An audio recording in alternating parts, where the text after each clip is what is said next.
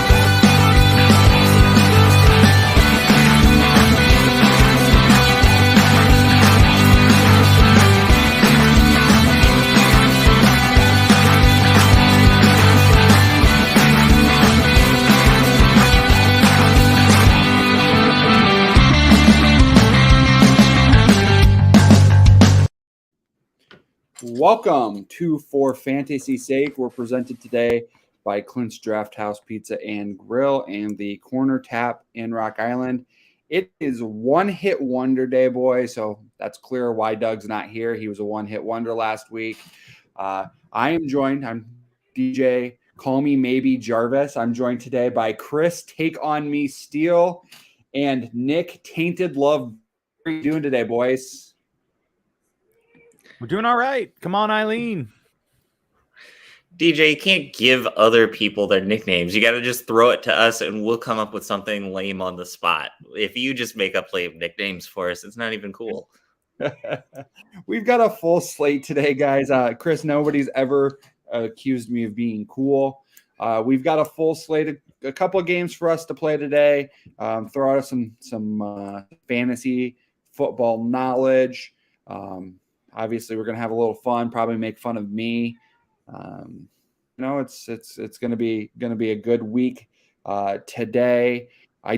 Our first game today. It's going to be our old classic fantasy football Tinder. I did learn a little bit about Tinder in the last couple of weeks. I know that if we're not sure about something, we're going to swipe right. We're going to leave it in message purgatory until we decide if we actually like what we swiped right on. Swiping left is a hard no. I guess if you close the app out, the person just keeps coming back up. So that doesn't quite work unless you're just not going to stay on. I mean, I guess if you're going to close out Tinder and then not check it again for the next week, I guess then you could leave the person in purgatory. So that's all I've learned. That's, I spent the last week studying, figuring out, asking different people how to use Tinder because obviously, as we discussed 2 weeks ago and you guys discussed last week, none of us know anything about Tinder. So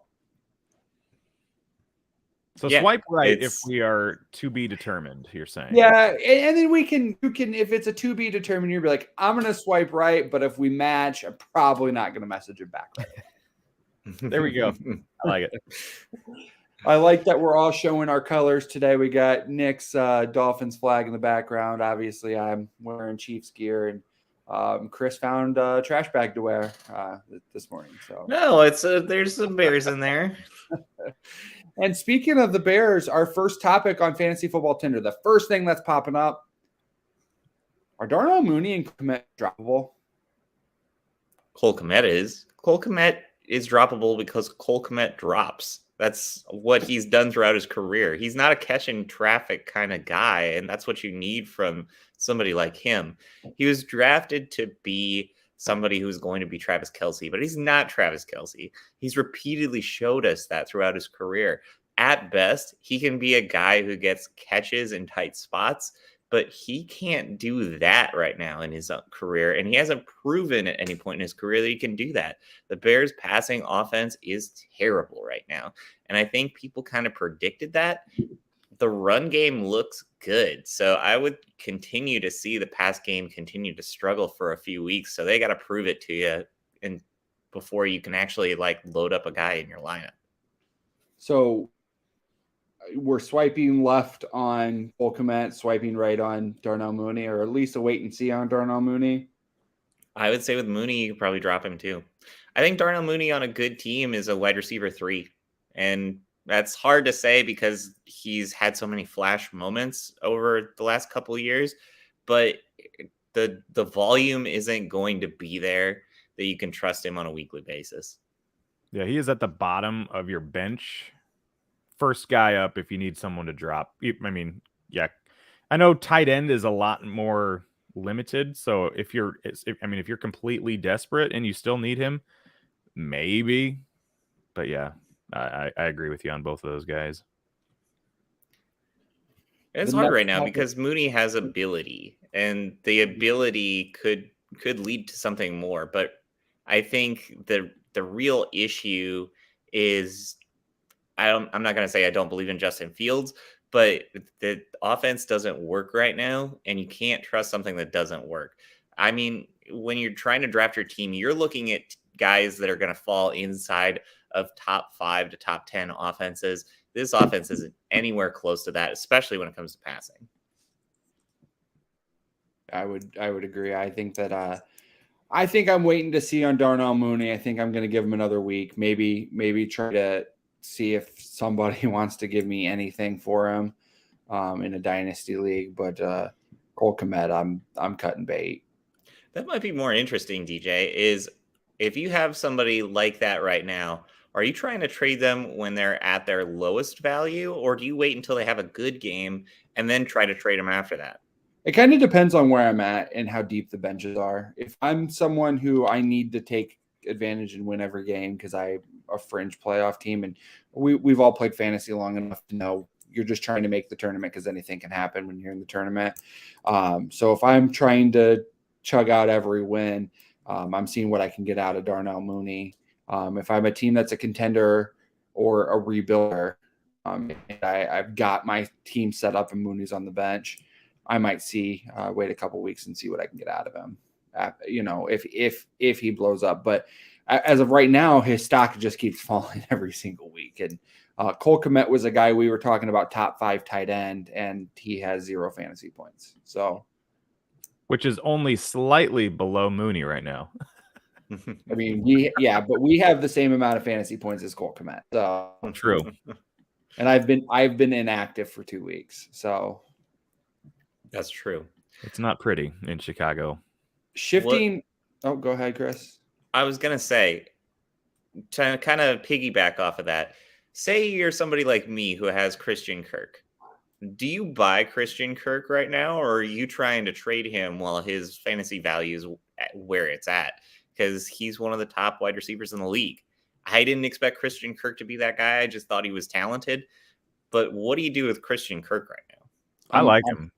I'm holding no matter what situation I'm in. Unless I did trade him in a league, but I'm also in a rebuild mode, and I felt like I'm going to be able to get something out of him. I ended up packaging him in a deal for Jamison Williams because it's a contract league. Christian Kirk was on a 2. Jamison Williams was on a 5. I was playing the average there. But I feel like I'm holding because if you're trying to trade him, you're not going to get what you want out of him because people are like, it's the Jags. It's Christian Kirk. He's going to come back to life. Same if you're trying to trade him away, you're trying to trade him at what value you vision him at. And, you're both ways. You're not going to get what you want out of him, and you're not going to be able to give the price that you want to give for him. He's a guy that I wanted to take in my leagues. I just didn't get the opportunity to because I thought the Jags obviously liked him a lot that they paid him what they did. And they're letting him produce at that rate right now. And I don't necessarily see that slowing down.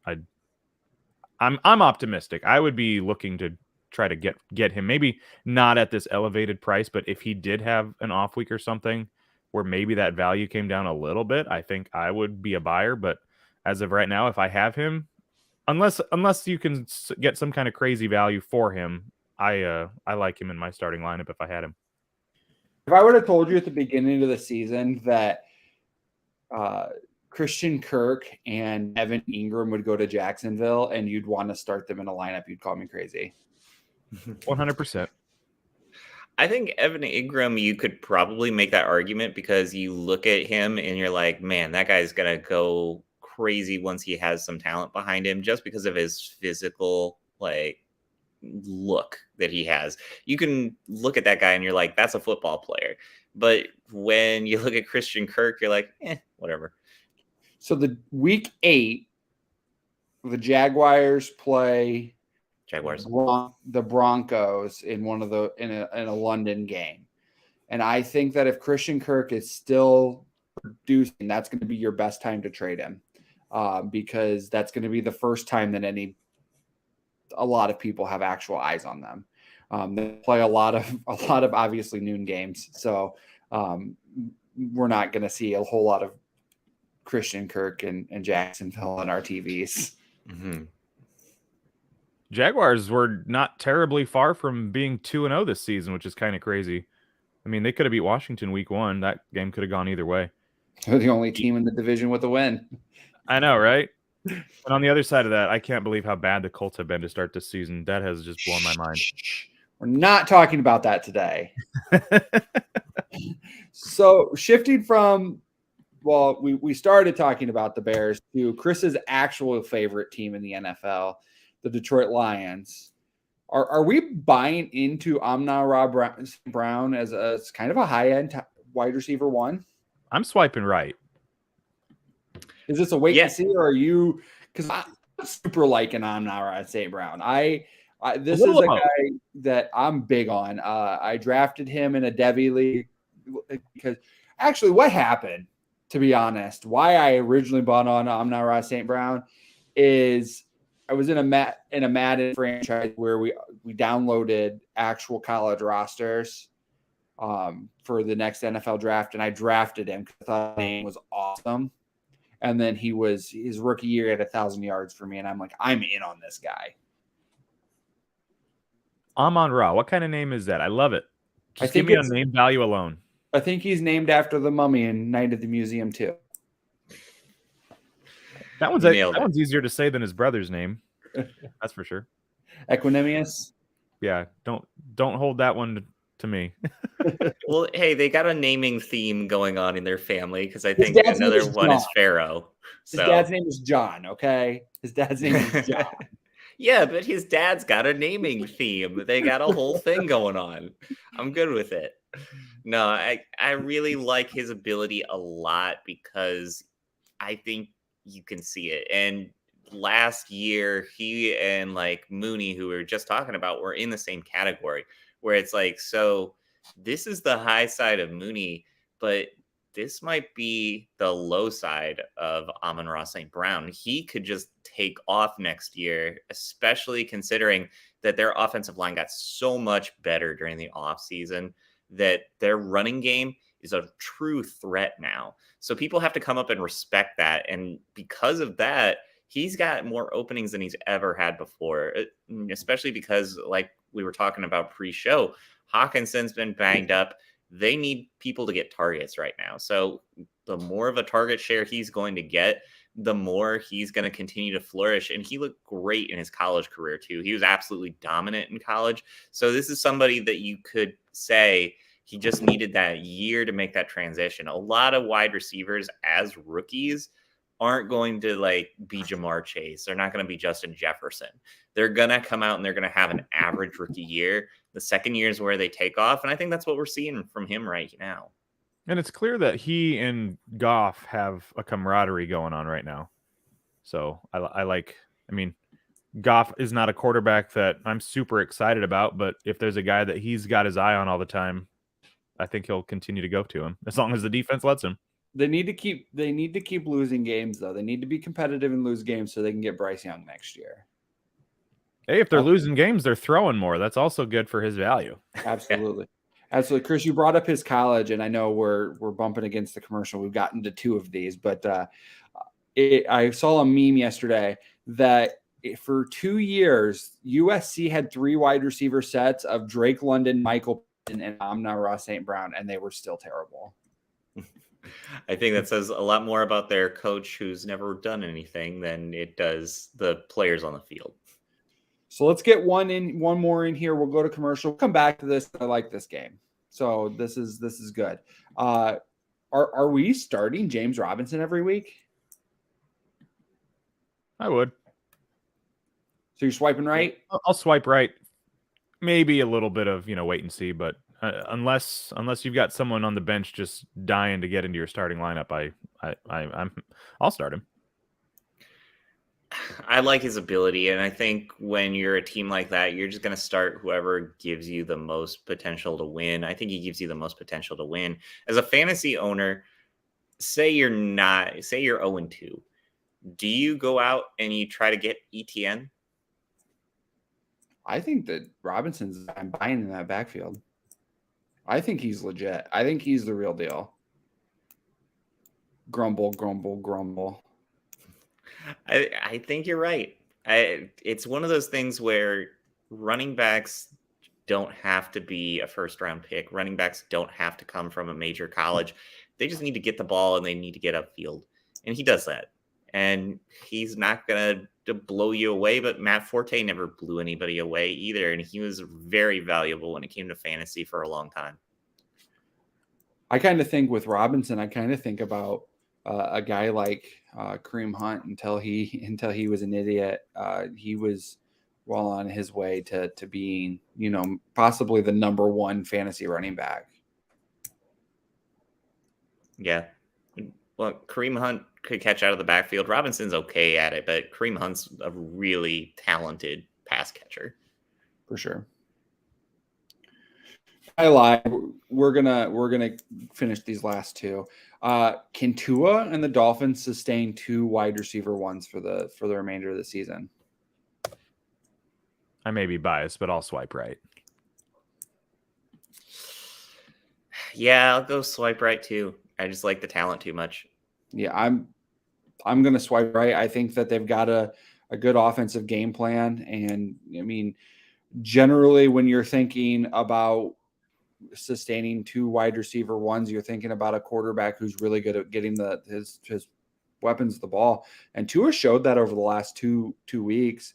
But at the same time, is you have 2 elite pass catchers that he's throwing the ball to. And I think this is a situation, I said this week 1, you could see in games where Tua struggles that he throws balls for 7 yards and they go for 80 with Waddle and Tyreek. And then plus you have the backs out of the backfield, Gesicki, who are enough of a threat that you can't double cover both of them. Yeah, it's a good thing they've got going on right now. I love that they brought in Tyreek, because if you focus on Tyreek, you've got Waddle perhaps open. If you start focusing on Waddle, then Tua's going to find Tyreek. And, maybe some of those deep balls last week were a little underthrown, but Tyreek got so wide open, you got a little wiggle room in that situation. So I think that's something they'll continue. I think the most intriguing thing, well, not most intriguing, but I'm curious how McDaniel will get this running game going for Miami, because they've got some talent in the backfield. Not a ton. I wouldn't say Mostert and Edmonds are like total studs, but we haven't hardly even seen their impact yet. Well, I really think that when you look at the targets, that's going to tell you the tale a lot here. And you've got Tyreek at 5th in targets, and then Waddle at 7th in targets in the league. So that's huge. Both the guys that you mentioned, Nick, are really good. Raheem's really fast, and then you've got Edmonds, who's a really good all-around back at doing everything. It's just going to come down to game script more than anything. And if they can run up and down the field, why not try to run up and down the field? Because you've got a team that has elite players at the elite positions. So let them go out there and try to outrun everybody and just get into a game that could end up being 35 to 30 or something like that. Just try to put as many points up on the board as you can. It seems like a good thing to start off the season, trying to find out exactly who your guys are. And if Tua can do that, why not keep believing in that? I think this is going to be a definite aw shucks moment for Nick here. I think that and this may be an overreaction through 2 weeks, I think the Dolphins are must watch football. I think that you've got to the situation where they're exciting and they're definitely a team I want to be playing in a different time slot than my team, so I can watch them. Mm-hmm. And then the last one, and Nick and I talked about our hatred for this guy before the show. Swipe left or swipe right? Tom Brady should have just stayed retired. I think if you swipe right, his wife might not be on Tinder looking to swipe right on somebody else right now.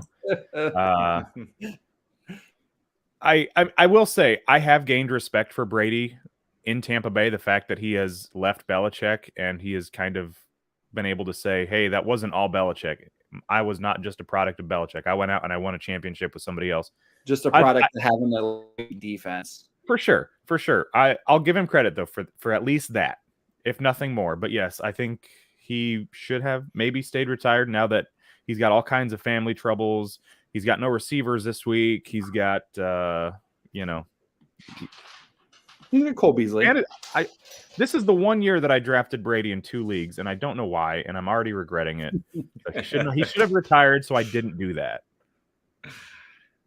Yeah, I don't know that the whole screw you Adam Schefter season is going quite the way that he intended it to, because it just seems like he came back from a bad place and it was a bad reason to come back, and you lose pieces because of that. You lose Gronk, you kind of lose some different guys at different areas, and you see that they try to plug in people who are Super Bowl chasing like Julio and some other guys, but can you get that same kind of feel together? And it takes some time to figure things out, especially because Brady and Gronk had such a long-standing history together.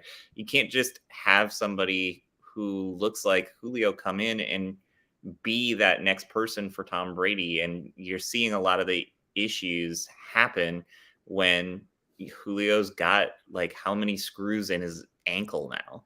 So it's one of those things that you just want that to work out because Julio's been so dominant throughout his career. But then you go back to last year when Julio was in a different uniform and you just looked terrible, and it might end up being more like that than anything. Anything else to add, Nick?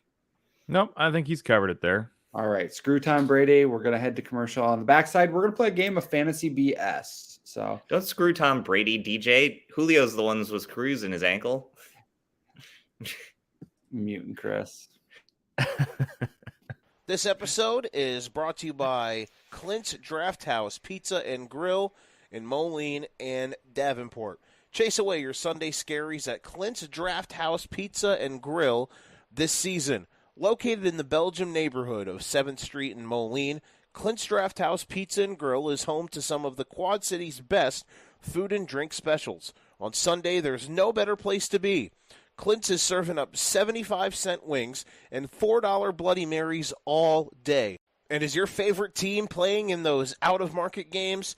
Well, you'll never miss a second of the action on one of their 10 screens with NFL Sunday Ticket. And after you've had your wing and bloody fix, finish off your football watching experience with one of their famous Quad City style pop pizzas. And folks, they know pizza. They've been spinning QC style pies for the last 22 years. So make Clints part of your Sunday football routine. Clints Drafthouse Pizza and Grill, 7th Street in Moline. And also, Clint is now serving up their famous pizza and fried chicken on the Iowa side of the river as well. Clint's Pizza House and Chicken opens up daily at 4 p.m. so everyone in the Quad Cities can enjoy their QC-style pizza and Henny Penny fried chicken. That's Clint Pizza House and Chicken, 7th Street Moline, and 1601 West 3rd Street in Davenport. This episode is brought to you by the Corner Tap. Who doesn't need a solid handcuff on their fantasy squad? Grab a bite to eat at Clint's Drafthouse while watching the noon games, and then head on over across the Moline-Rock Island border to the Corner Tap for some libations during the 3 o'clock games. Every Sunday is fun day at the Corner Tap with $3 tall boys, Bloody Marys, Jack Daniels, and $2 PBR drafts. Head into the Corner Tap, 4018 14th Avenue, Rock Island, and get into the end zone. For Fantasy's Sake has teamed up with Route 96 Boutique to raise a little more cash for Toys for Tots this season. From September 11th until the end of November, 10% off of all purchases made with Route 96 on Sundays will be donated to us for our Toys for Tots drive. At Route 96, they believe in girl power. They want a place that people of all shapes and sizes can shop and feel empowered and beautiful. They want you to be the best you possible, and they are committed to bringing you different styles while also providing some basics to express the true you. You can find them on Facebook and at Route96Boutique.com. Again, that's Route96Boutique.com. Thank you, Joe, for those ads. I do, before we get on to Fantasy BS, want to give a shout out to our top performers this year and for the season. Week 2 was led by Gunnar Haskins in the Cody Sedlock division. He put up 213.02 points last week, which is a pretty impressive output. I think the high score otherwise was in the 190s. So, I mean, outscoring everybody else by 20 points, pretty big deal. Our top scoring celebrity was Nathan Sheets of his own division. He had 192.2 points for the week, and he has 355 points total for the season. So congratulations to those guys. Keep on kicking butt. We're having a really good time raising some good money for Toys for Tots, and I thank everybody for joining those leagues. So let's play a little bit of a fantasy BS. I know we're definitely running behind schedule here, but that's okay. So we've got 4 topics. We'll save the 4th one for the end. Fantasy BS. It's kind of like when you're playing cards. You say you can make, I guess what? Do you say you like have a certain card and the person calls BS on you, or whatever that is? I've got a list of 10. I'll give one of you guys a category. I can name X amount from that top of 10, and the other guy can be like, well, I can do X amount or call BS on it. Sound good? Sounds like a plan. All right. So we're gonna let Nick go first because he's the newer guy here. So Nick, I've got 3 categories. I have passing touchdowns, rushing yards, and catches. You want passing touchdowns? You're muted. I was trying to read your list. There we go. Yes, passing touchdowns. I feel good about that. All right. So of the 10, how many do you think you can name? Top 10 passing touchdowns this year? Yep. Just the names, or also how many touchdowns? Just the names. I would feel good with at least 5. Chris? I'll call BS on that just because this is the game and that's what we're doing. All right. All right, Nick. Tua, Wentz, Flacco, Allen. Those are the 4 that I knew for sure. Let's see here. Give me... How much time do we have? As much time as you want. Okay, let me do a little thinking here. I'll give you the rest of this. I'm pretty sure I got the 4 that are tied for the lead, but now I got to see who's next or close to it. I'll give you 20 more seconds. Okay. Let's see. Give me Herbert. All right. That's 5. Can you name any more off the top of your head? I guess Mahomes. I'm sure he's up there. Yeah. So there's 6.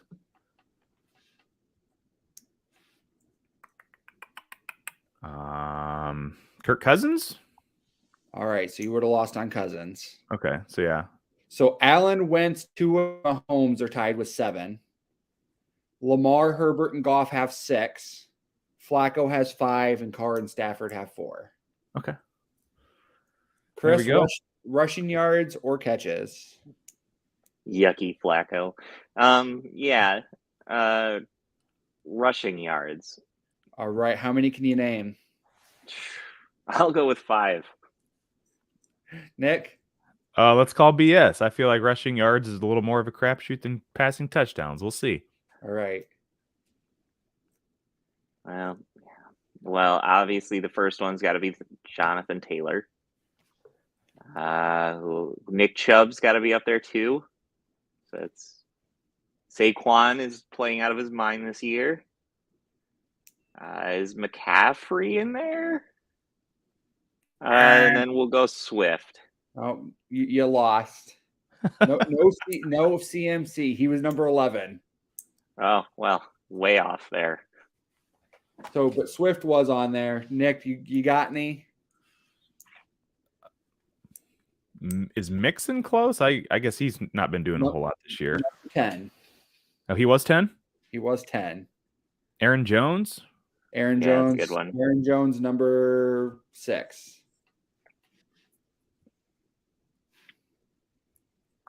Lamar? Lamar might have been on there. I only did running Oh, back. okay. Just check the running backs. Yeah, just check the running backs. So Saquon leads the league in rushing through 2 weeks. I forgot Chubb played that week 3 game. He was on the list anyway. Then Chubb, Jonathan Taylor, DeAndre Swift, Leonard Fournette is number 5. Aaron Jones, Miles Sanders, number 7. Cordero Patterson, number 8. David Montgomery, number 9. And Joe Mixon, number 10. All right. The leaders in catches. This is overall every player. How many can you name, Nick? Let's go 5. You and your number 5 guys, man. Why not? We'll shoot for half of them. This is unoriginal. All right, give me. No, I'm just kidding. Chris, up to you. Go for 5 with BS. All right. Give me Tyreek and Waddle, Diggs,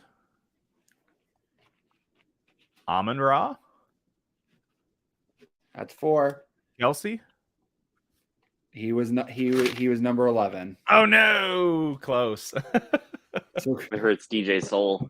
Justin Jefferson. What do Chris, how many you got? mentioned Justin Waddle. Jefferson on the list. Yep, at number 6. Did we say Cooper Kupp? We did not say Cooper Kupp. That'd be a good one. The obvious one there. Yeah, forgot that one.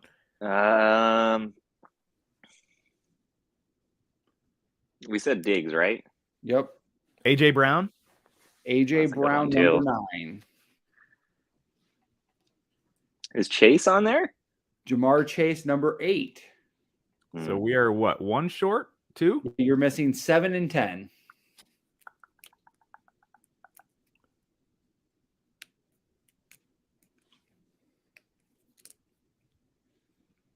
Jacoby Myers? Nope. Oh, is it my guy Christian Kirk? Nope. So number 10 is Mark Andrews with 14. Okay. And number 7 is Curtis Samuel with 15. Oh, Yuck. nice. All right. So I do have one more here. And it's the top 10 in fantasy points per game through 2 weeks. And I believe this is 4-point touchdowns. Wow. So So we quarterbacks are included, but at 4 points a touchdown. Correct. So, Chris, how many of the top 10 do you think you can name? 5. All right.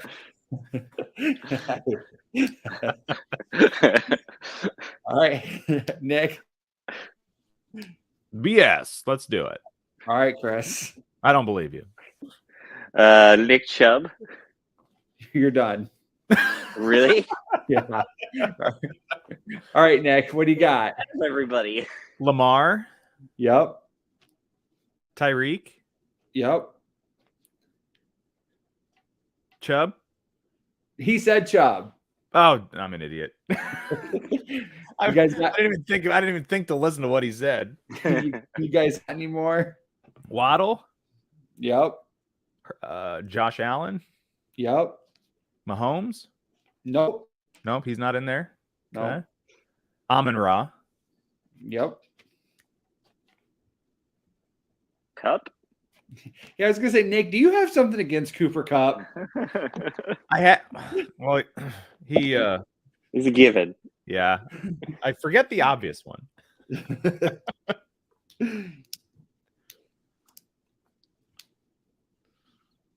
Curtis Samuel? Nope. No. Okay. So We got to have more than 5 here.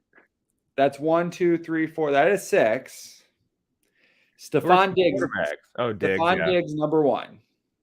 3 touchdowns last week should help. And then you guys got 2, 3, 4, 5, 6, and 7. Jalen Hurts, number 8. Carson Wentz, number 9. And Michael Pittman, who's only played 1 game, number 10. Oh man, how the heck did he get a top 10? I guess that was all garbage time in their tie, right? Or I guess Yep. it wasn't garbage time, but coming back against the Texans, he got all those points. It's garbage time. You were playing the Texans. Everything about Yeah, the true. Texans. And you did not win. And I just wanted to throw out here. Field Yates did throw out some actives, inactives.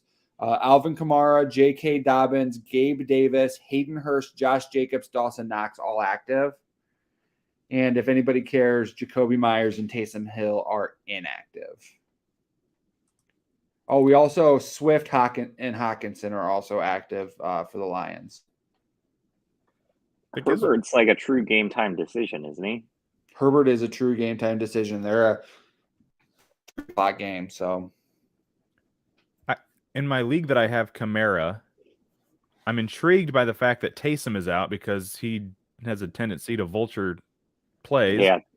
But Kamara's the one game he did play was disappointing. Then he didn't play much. I don't think he played last week. And then I'll probably have to start him, even though he'll probably be limited in some capacity. But I'll have to start him. That also brings a question, and I'll let you guys think on this. Is like they said that J.K. Dobbins was going to be limited to about 12 touches. Is that enough? They're playing against the Patriots. You would ask me a hard question. Yeah, that's the Patriots. I think it's the Patriots. Yeah. Yeah, That'd be tough. I don't think the Patriots' defense is what it used to be. Yeah, I think it just really matters of what you have on the back end. So we're going to go to commercial. When we get back, we're gonna try and fatten your wallet a little bit. We've got DFS, we got Joe Winkle, and we're going to talk a little prop bets. So we're going to try. We've got no Brian this week, so we don't have our expert, but we are going to try to fatten our wallets just a little bit today. Today's episode is brought to you by Kavanaugh's Hilltop Bar in Rock Island.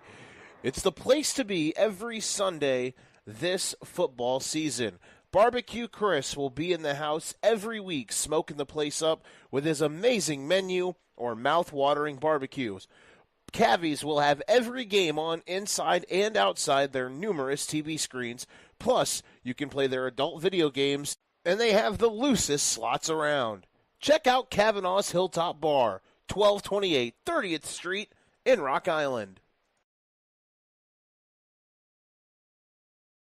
With baseball playoffs right around the corner, over a month away, and the NFL and college football seasons right on our tail, it's the perfect time of year to get your daily fantasy sports life in order. For frequency's sake has you covered every single week. Tune in to For Frequency's Sake's DFS Deep Dive on Facebook, Twitter, YouTube, and Twitch every Friday evening, and uploaded every Saturday morning on your favorite podcast platform, where Brian and the boys will be giving you the best daily fantasy sports advice for each and every week to help you fatten your wallet this season. Again, on every Friday night live on Facebook, Twitter, YouTube, and Twitch, and of course uploaded on your favorite podcast platform on Saturday mornings. DFS advice, DFS Deep Dive here on the For Frequency's Sake Podcast Network.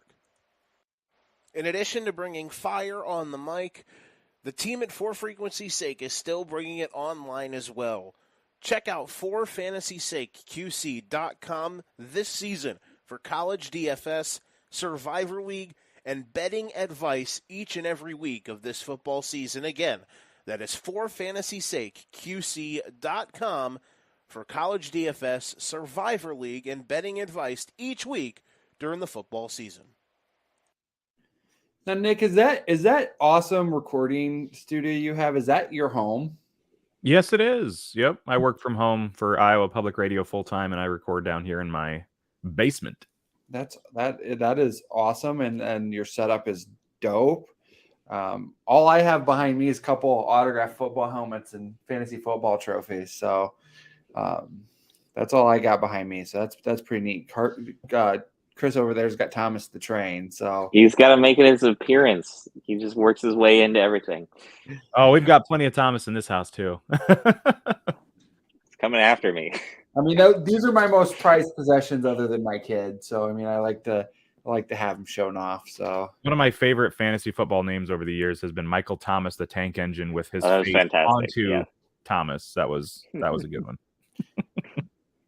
Nick, I know with you being a Dolphins fan, are you kind of like your favorite guy you've ever had on your fantasy team? Is that going to be like a Ricky Williams or a like where are you looking for? I'd probably have to go back to the best team I ever had, and it was Kamara's rookie year. I got him as a free agent, and he combined with Todd Gurley that year. I did not lose after week 3. Just swept right through the rest of this season. So there was a combo of Gurley and Kamara. Swipe right is a different segment. That's not this segment. I had to talk about that because I do have to show off via my favorite fantasy player of all time, Jamal Charles. This is like one of my favorite things ever. Is this matte black Chiefs helmet autographed by Jamal Charles? So had to show that off a little bit. So let's talk a little DFS. Let's fatten our wallets. We don't have Brian here, so we'll use the word expert loosely when we're doing this segment. I know we mostly like to lose our money on bets as opposed to lineups, but Chris or Nick or Joe, is there anything you felt kind of strongly about DFS wise this week? Well, one, and I mean, I may be beating a dead horse here with the flag in my background, but I am kind of intrigued with how affordable Tua is this week with the fact that the Bills are without a couple of their stars in the secondary. It's intriguing, if nothing else. Yeah, I actually really like the lineup I was able to set up, stacking Tua and Tyreek this week. I stacked Tua and Tyreek, brought it back with Isaiah McKenzie. I like what I've seen out of him. Obviously, I think it takes a little bit of a hit with Gabe Davis officially active, but we don't really know what his pitch count's going to be. I had Gerald Everett in that lineup. I think a name where I was at, because I'm all about stacks and bringing it back. So obviously Tua, Tyreek, Isaiah McKenzie, but I'm also about where we can find a little bit of affordability. Tua's definitely there at quarterback. But with Connor being questionable all week and the way they used him against Vegas, I really like Darrell Williams of the Cardinals this week, saving a little bit of money at the running back position.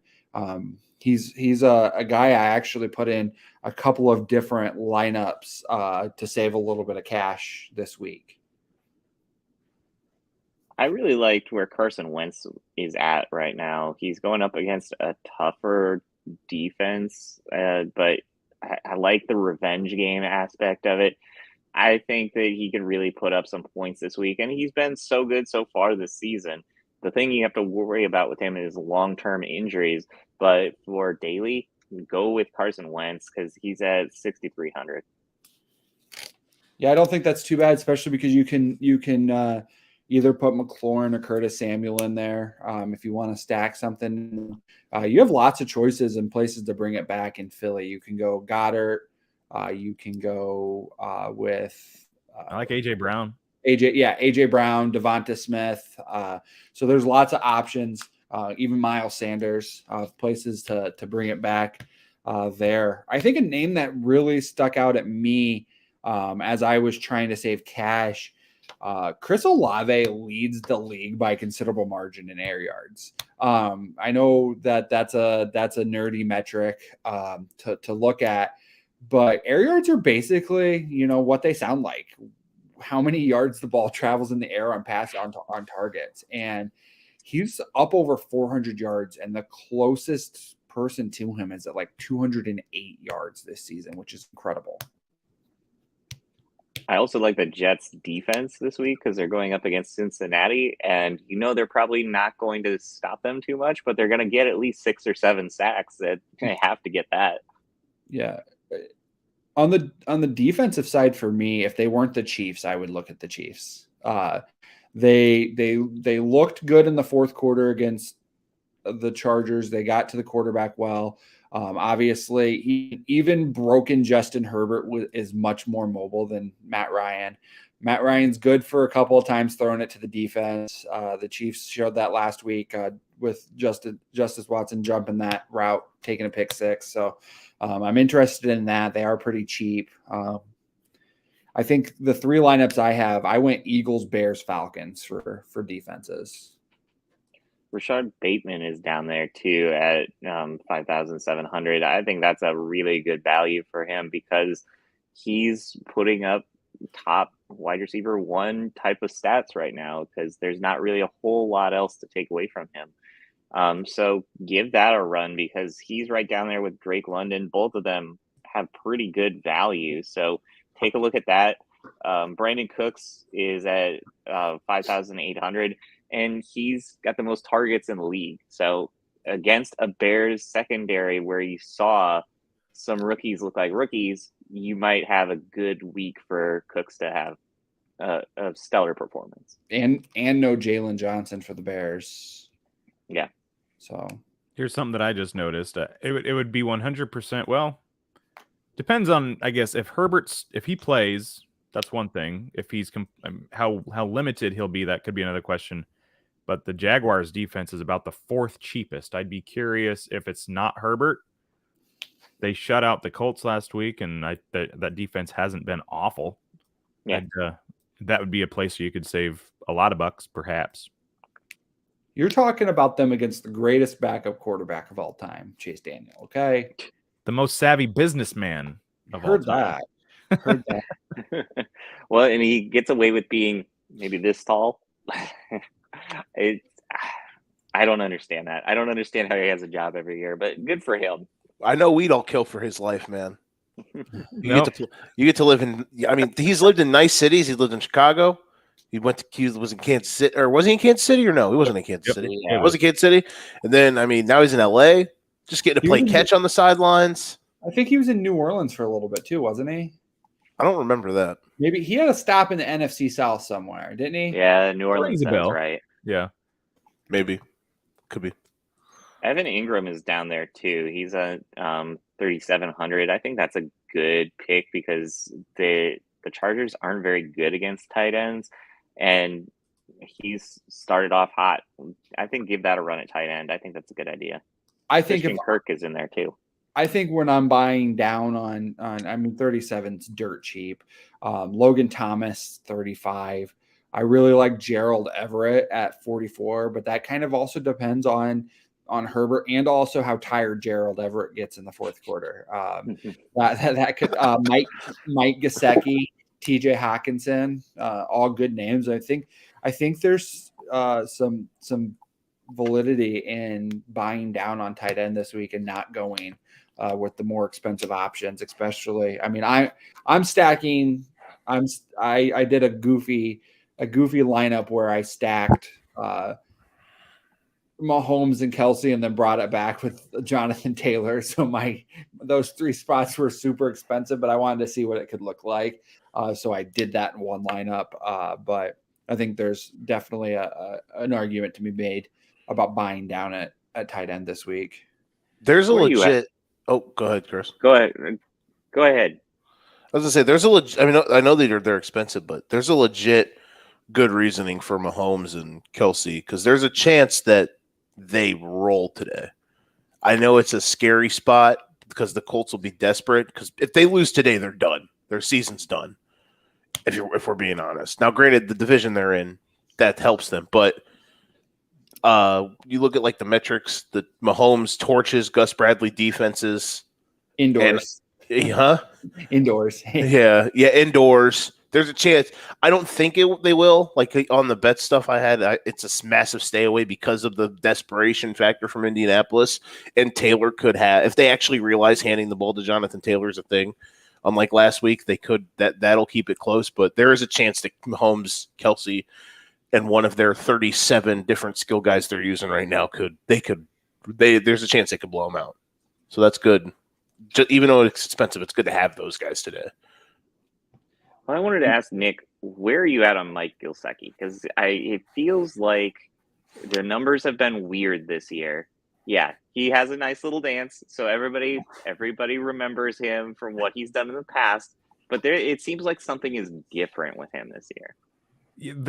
He was a guy they kind of talked about perhaps thinking about trading in the offseason because, like, I don't know. I thought it was weird because they're so stacked at receiver now, and then you've got Mike McDaniels, who's kind of kind of known for his unique running games, and then, but they also had George Kittle out in San Francisco, so it's like he clearly has a role for the tight end, but it's just kind of weird how he did. I mean, I don't even have his numbers in front of me. I know he caught a touchdown last week, but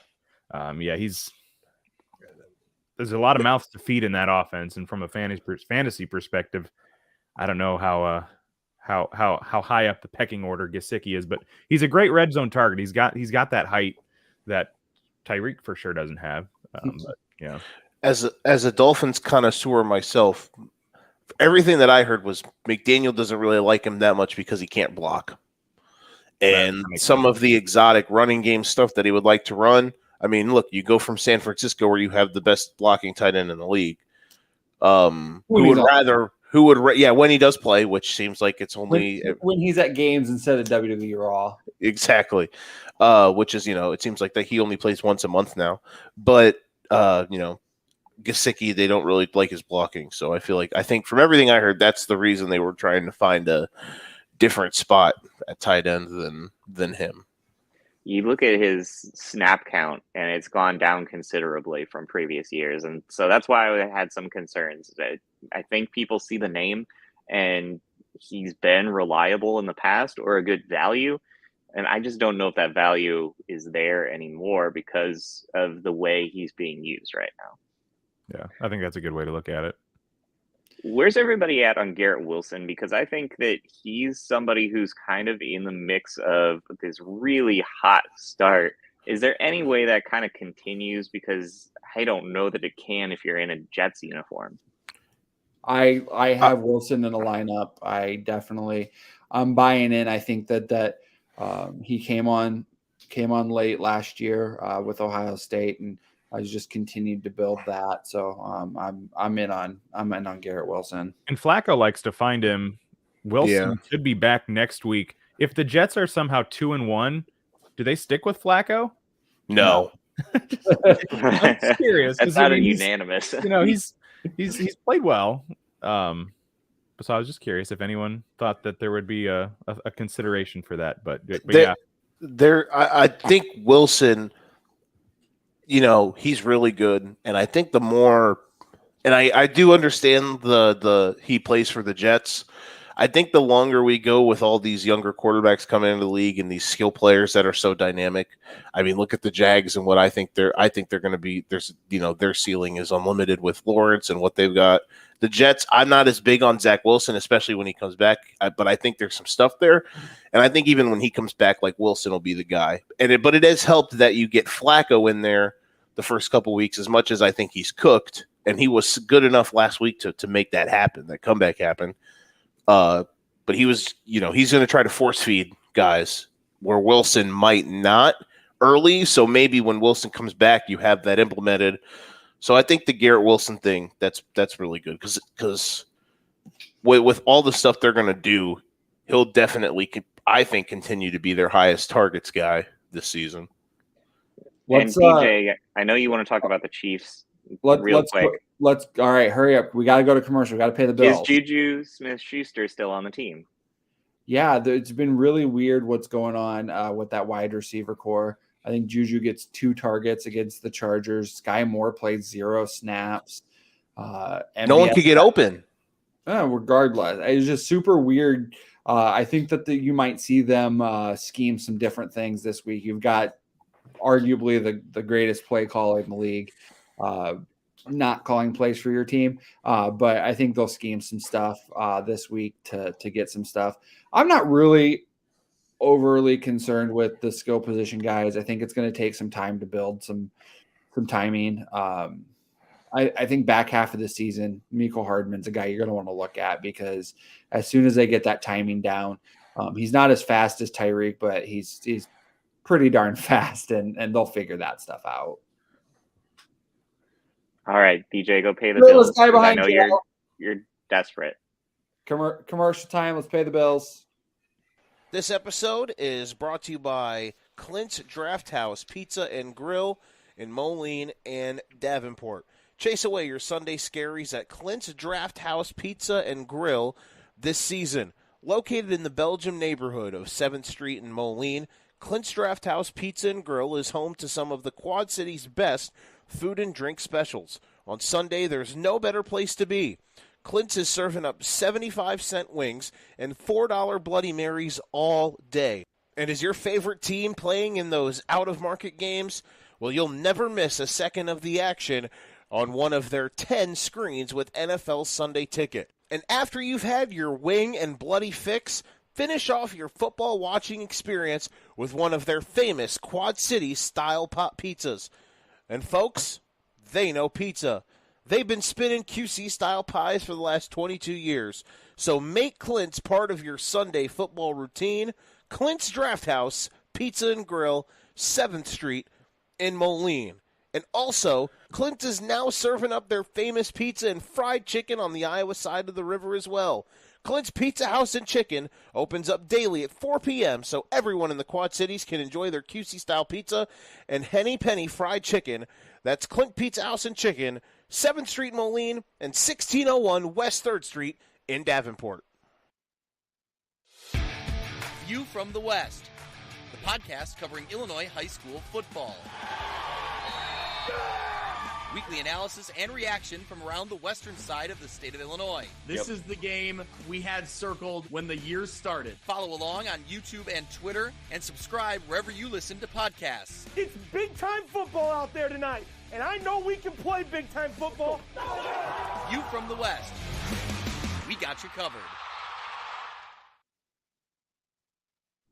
I also want to give a shout out. Make sure you subscribe to For Frequency's Sake on all your favorite podcast platforms. They have the latest episodes of Joe's Educated Ignorance, the Data Lab with Professor John Bush and Dennis Michelson. Also, we've got Card Subject to Change featuring CZ and Nick Bull. And we also have Monday Night Hammer coming to you on Thursdays this week.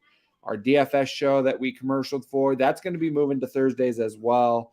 And especially for you QC folks, make sure you're checking out Card Subject to Change this week as Nick and CZ. They're going to be sitting down with the head coach of Black and Brave Academy, Merrick Brave. That's coming to you on your favorite podcast platform on Tuesday. So we're pretty excited for that. Get a little bit of a rub for Card Subject to Change from the local coach. So Joe, go ahead. Let's talk a little betting here. All right. So the theme of the week is bounce back week. Last week was horrendous. On the Sinister Six, we went 1-5. We were close on some. We were horrendously far away on others. But yesterday we mopped up. We went 3-0 on the college slate. We had a great backdoor cover by Florida. Granted, they were close or within the number the whole time. The Wazoo-Oregon game almost turned into a catastrophe because Oregon scored 21 points in 4 minutes, but Wazoo with the greatest backdoor cover ever. And Arkansas, great job staying within the 2.5. Shout out to the people that moved that line for us. Today, again, the theme is bounce back week. And we start with what I would say today is the bounce back bowl. Vegas and Tennessee, and I believe that game is in Vegas, if I'm not mistaken. Today, right? It's in Tennessee. Or in Tennessee, sorry. Vegas versus Tennessee. Raiders minus 2.5. We are going to go with this game on principle of taking the better quarterback.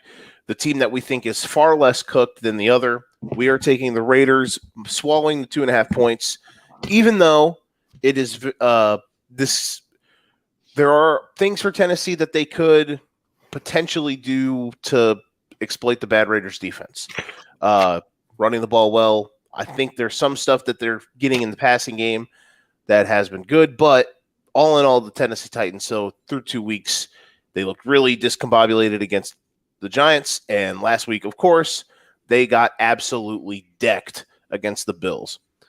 So we're gonna roll with the Raiders. We think they're definitely better than a team potentially being 3-0, and they could have very well won both of their first 2 games against the Chargers, and especially last week, obviously, that catastrophe dropping the ball against Arizona.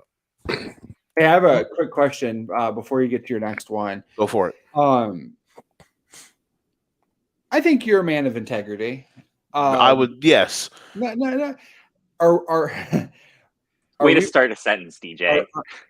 Are these for educational purposes, entertainment purposes? Are you actually putting your financial future on the line here for these games? These are small amounts, very small amounts. You are question, putting your own paycheck into these games, correct?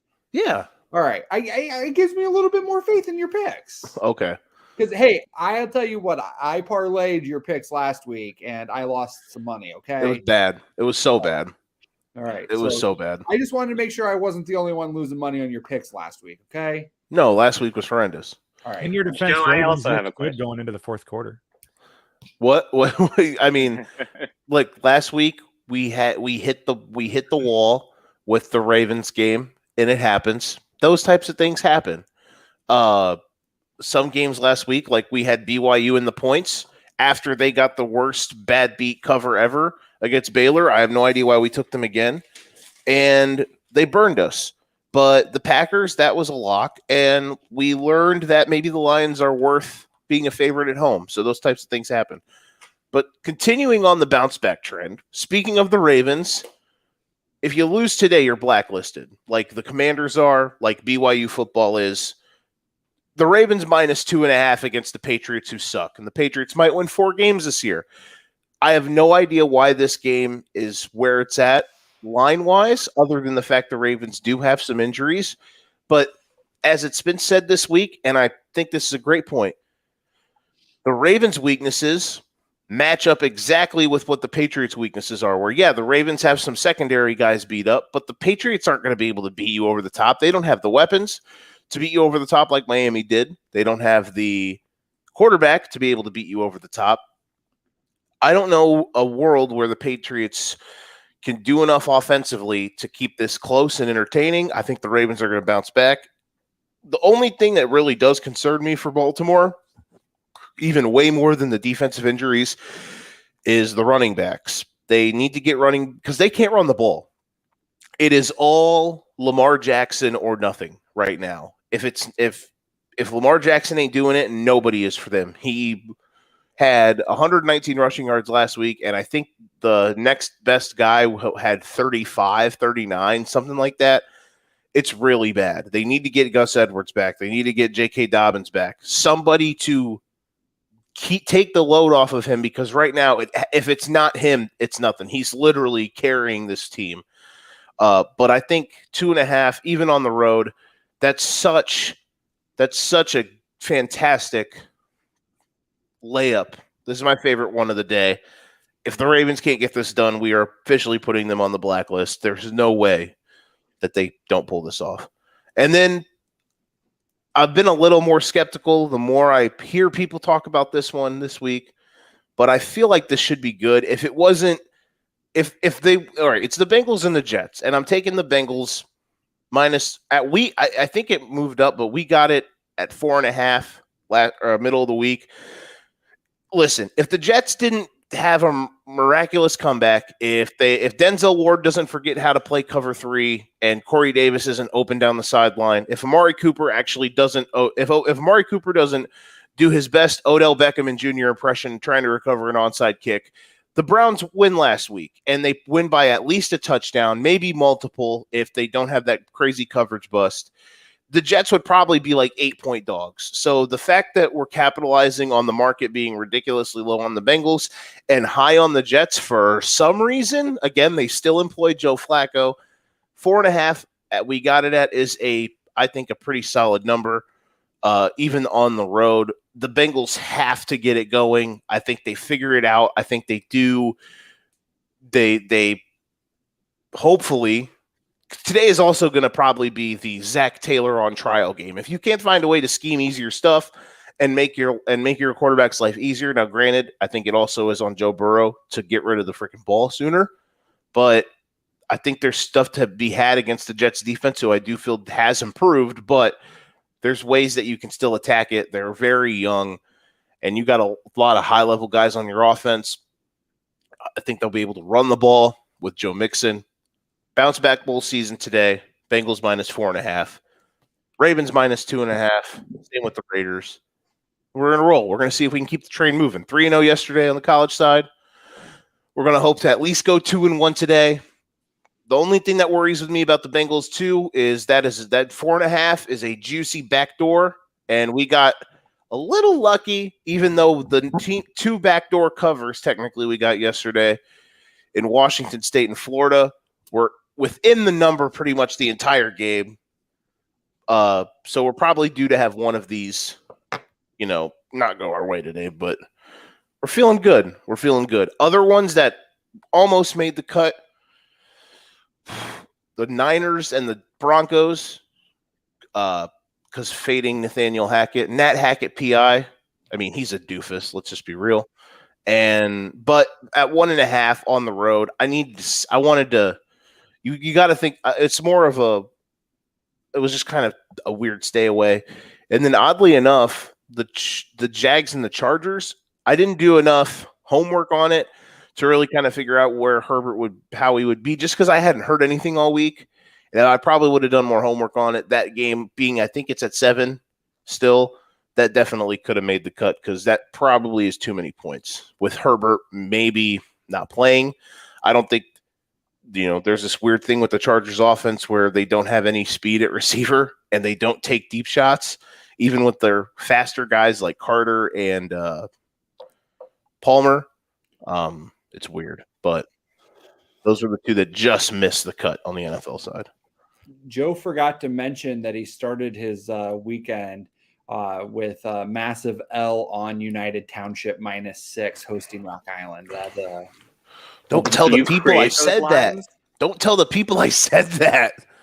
I don't know. I said it was. By the way, I said they would have been +6. Regardless, that they were in the. That's not a bad beat if it was. So, Joe, I really like your Bengals pick, and I think they are due for a bounce back. I went to lunch with my wife, and they had a big TV, and it was playing stuff about the NFL. And they said, Joe Flacco's been sacked 13 times. And my wife was like, that sounds like a lot. And I was like, you are right. That is a lot.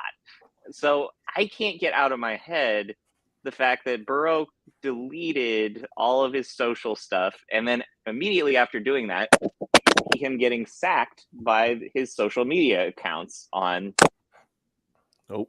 What is happening? Your steam is coming out of his ears. You're getting sacked right now, bud. Yeah. How do you justify them having this long-standing issue of not being able to protect him? It's a coaching thing right now, because they got better on the offensive line. It's just fact. Like, they went from really not good dudes to now are the guys they did sign. Now Kappa's really good. Collins is inconsistent to an extent, but like, the guys they got were upgrades. The issue right now is coaching. They're not schematic. They're not doing schematic stuff. I initially said, look, they played probably the two best edge rushers in the league, Watt, or two of the best, Watt and Micah Parsons. Micah Parsons right now, let's be real, he looks like the best player in football the first 2 weeks of the season. He's been sensational. Taylor. Yeah. It's been stupid. And the thing, like the Parsons stuff, he just does more than edge rushing because he lines up all over the field. It's nuts. I've never seen anything like it. But it's also a thing right now of Burrow. He's like anticipating he's going to get sacked all the time. So he's like double clutching. He's It's so many Carson weird did. things. He needs to. They How need do you to just trust him when he's seeing ghosts? to an least- extent. Yeah. Okay. But I just feel like there's, like I said, today is the Zach Taylor on trial game, and I also, again, I'm with the number. It's a part of me thinking the market's way too low on Cincinnati, and I think too high on the Jets, because if the Jets would have lost last week, this game would probably be at 6 or 7, and then it'd be a stay away, because it'd be like, do you trust the Bengals to win by 7 when they have not been able to pass protect, and stuff like that? So One thing that might be interesting to look at for future weeks, and I don't know if you've looked into it at all, but when teams have to go to Vegas, Vegas carries with it a certain stigma that, oh, every player is going to get in there, they're going to lose their minds, they're going to be out all night. Is going to Vegas even more of a road advantage for them in comparison to other teams? I don't know. That's something to look into. I want to know. I wonder what their home record was. I guess you can't really judge it off the COVID year because Right. they A, had no fans in the stands all year, and then B, obviously They're the stuff we should Raiders. know. They don't really actually have fans. It's No, the come on. Raiders That place too. is Dude, juiced every come on, time they yeah. play. Wait to see how juiced they are when Kansas City goes there and all the red that's there. No, it's not. It's not like. I mean, it's not a bajillion Raiders fans. It's not. I get what you're saying, but that place is still bumping. I But hate the Raiders. I know you do. Wow, DJ. Way to bring your bias. But Sorry. yeah, I don't know. That's interesting. That's very interesting. I still DJ can't pulls believe out his carrying case, he unfolds it, and then all his bias comes out of it. It's a good time.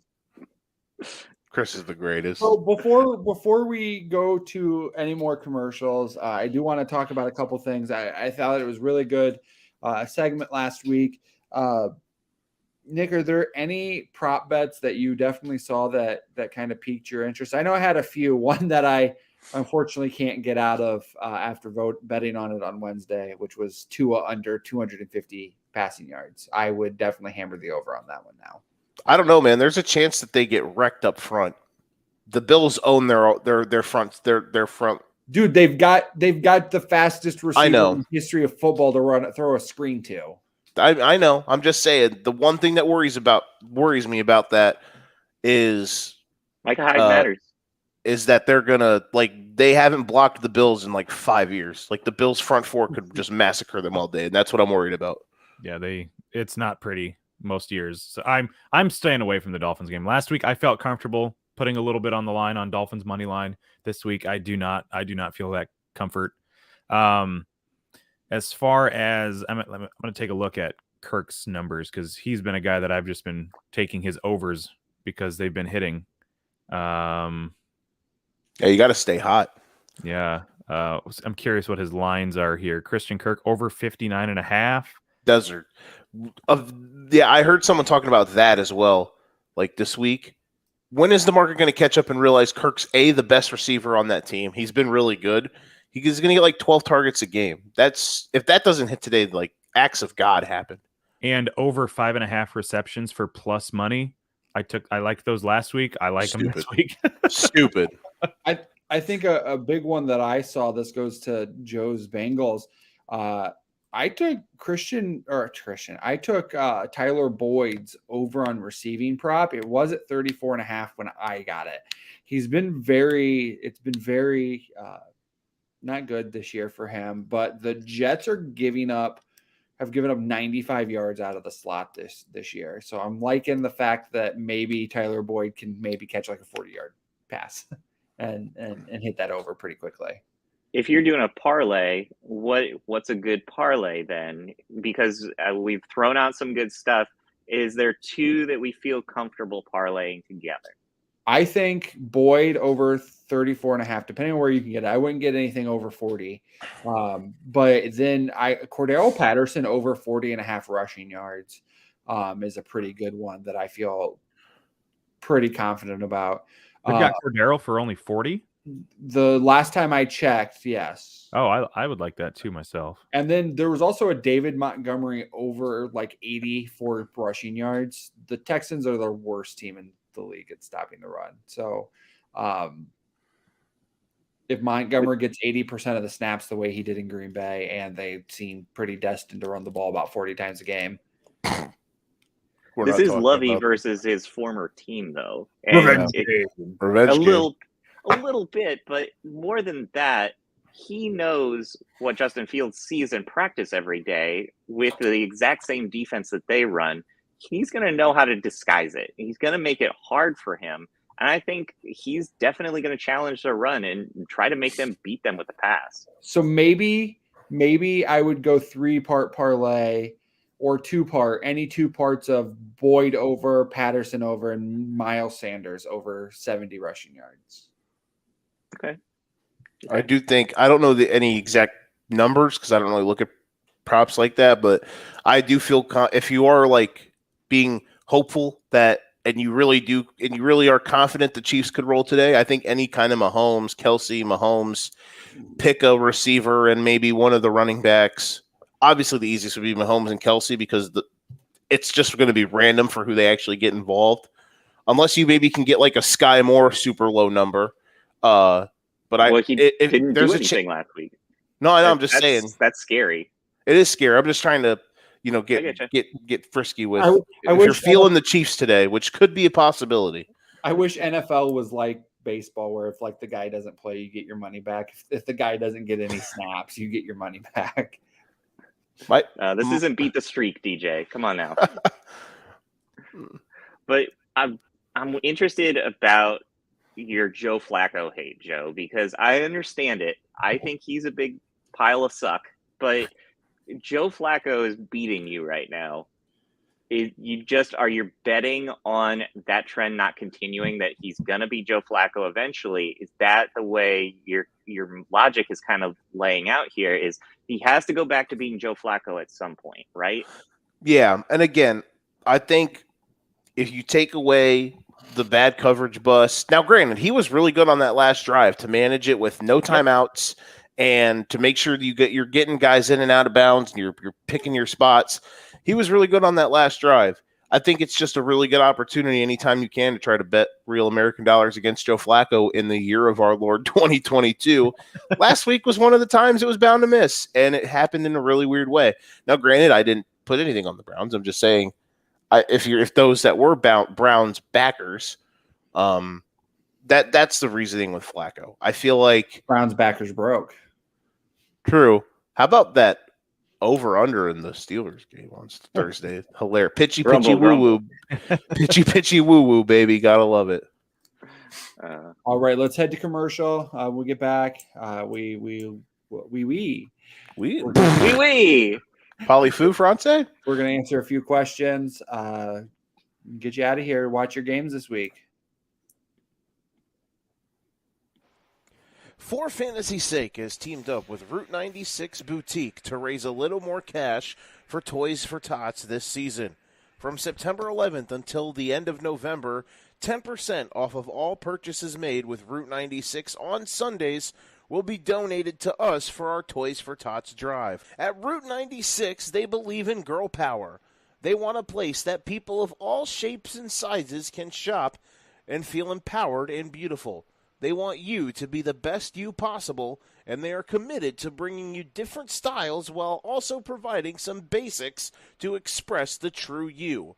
You can find them on Facebook and at Route96Boutique.com. Again, that's Route96Boutique.com. You're right, Chris. I am all over those international dollars.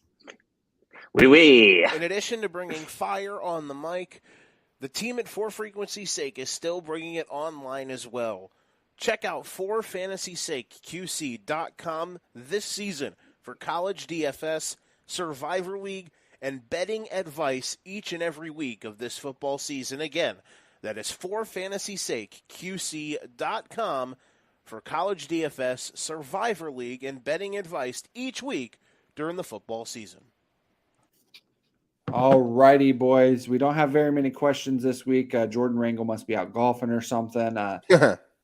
So, due to the fact, and this was put out on our chat through our YouTube, Due to the fact that Modern Warfare Beta just came out, are we sitting Kyler Murray in favor of Matthew Stafford? I love that this is a thing. It's so good. It It's is so funny. satisfying. I have no idea why it's so much fun, but I like the fact that they're like, we're going to take it out of the contract because you guys made too much of a big deal about it. Like that was going to solve anything. They're such a bad run organization, man. I think he'll be fine. It's a beta. Yeah, I'm playing Kyler. Dude, and let's put it this way. Joe touched on this a little bit during the betting segment. Is there anything more exciting than watching Kyler Murray lead that comeback last week? I mean, dude ran back to the 25-yard line before throwing the 2 or running in, right? What was it, the run or was it the throw? It was the 2-point conversion that he ran then. Well, obviously DJ loved it more because of who they played and did it against, so he got to laugh about it. But I will say, man, hey, I think they botched it considering they paid him so early, but maybe he deserves it because if it wasn't, he's the only thing that is going to keep that car running this season. He is electric, man. Joe, there's only one thing I hate more than the Raiders, and that's Tom Brady. What's that top word say? We can't see it. Yeah, I'm not going to. Yeah, pork. This is a family show. It says pork or fork. Pork or pork. Yeah, pork. We're a barbecue town in Kansas City. There you go. Speaking of family show, I liked the social media post that said that Kyler Murray runs like a toddler who just stole a purse. Or And a phone or anything. especially when he's got it and he's holding it out in front of himself. We could Look what I got. I got a thing. Nick, you got kids? Yeah, one on the way. Yeah, so you could definitely like Chris and I recognize toddler with a phone. Oh God, yeah. Yeah, definitely think. Except my toddler is very uncoordinated and would definitely run into the back of the offensive lineman. Congrats on the one on the way, Nick. Yes, thanks. Absolutely. When do you guys do? Late February, hopefully a couple weeks after the Super Bowl. Hopefully. Boy or girl? Little girl. Okay. If you have any, is your current one a boy? Yes. All right. Well, girls are fun. All 35 of my gray hairs are named after my daughter. So good luck on that one. He yells touchdown every time I do on the radio on Friday nights. He listens with my wife, and she sends me videos when I call touchdowns because he's in the living room. Daddy, touchdown! That's funny. That's awesome. Attaboy. My wife is a Broncos fan, so my daughter's already learned how to split the middle. It's go Broncos, go Chiefs, go Chiefs, go Broncos. So we'll take that for now. House divided. Yeah. So full point PPR, but you get a quarter of a point for a rushing attempt. Do we like AJ Dillon or Terry McLaurin? Let's go scary Terry. What'd you say, Joe? I said quarter of a point per rushing attempt is wild. That's a wild. Yeah, that's exotic. We got Irv Smith or Hayden Hurst. Ooh. I think I like Irv. He I don't know. Yeah. I almost took him for Vikings' first touchdown last week, and I wish I did. I like Hayden Hurst. Irv is probably going to be their second most targets guy, right?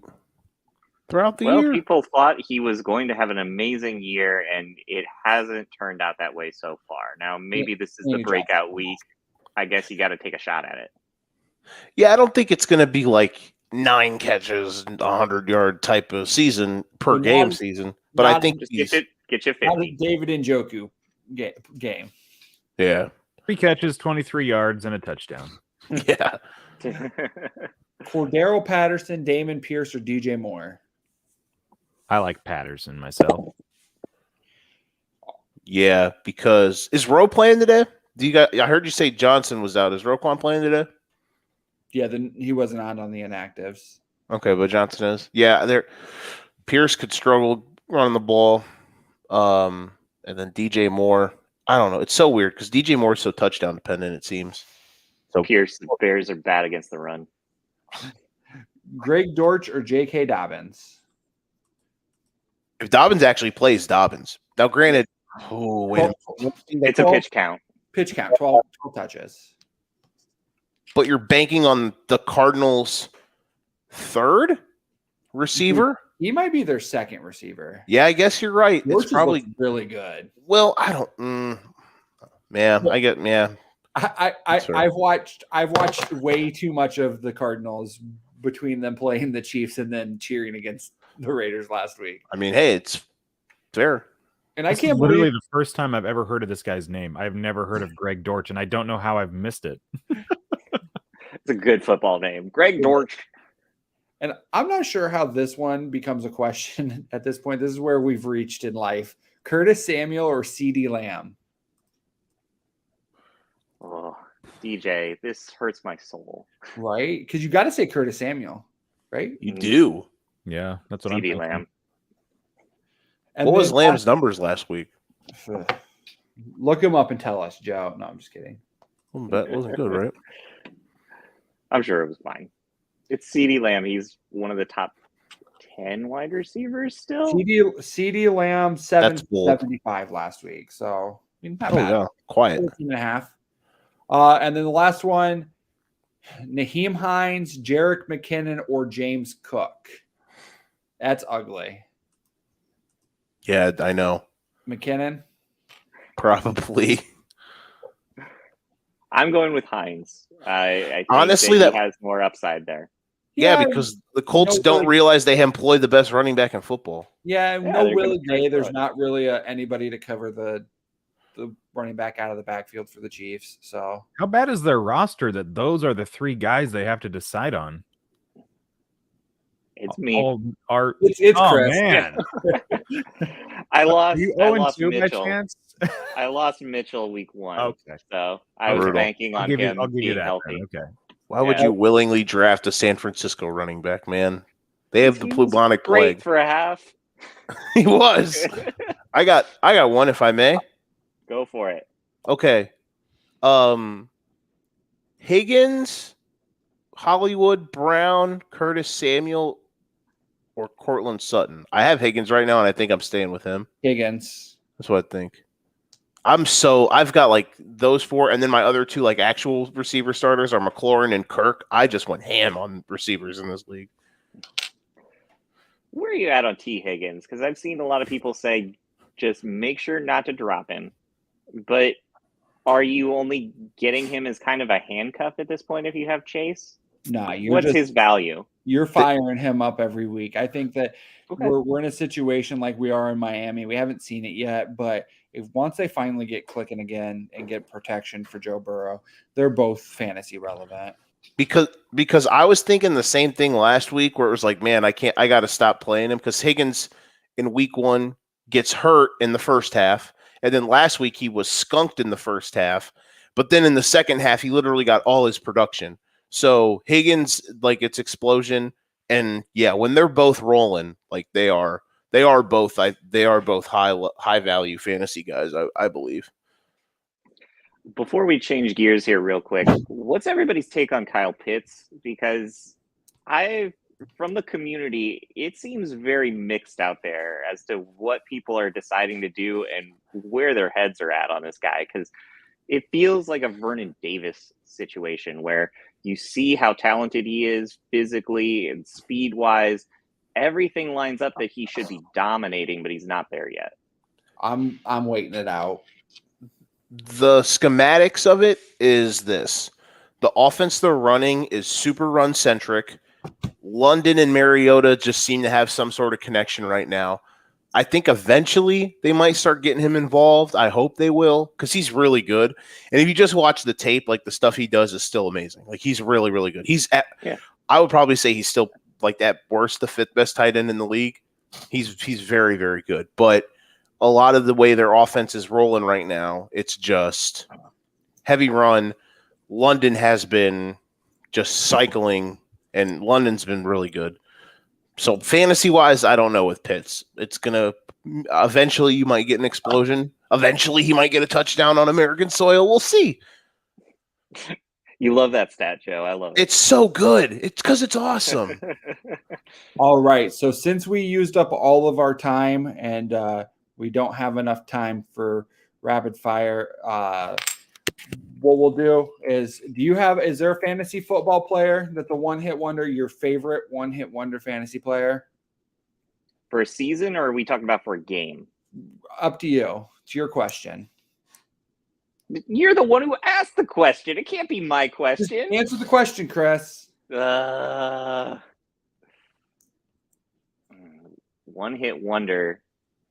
For me, it'd be Jonas Gray or Peyton Hillis. Jonas Gray for a game, Hillis for a season. So I we're had doing both. Just say words. Fine. I had JD McKissick almost carry me to a title a couple years ago. And so that was all my starters except like Deshaun Watson got hurt. I made some trades and then picked up JD McKissick after Antonio Gibson went down, and I was like points away from making the finals, and I would have won. So JD McKissick, shout out to him. Chris is just mad that Brian's not here, so he can't say that's a good one. I'll agree with Brian.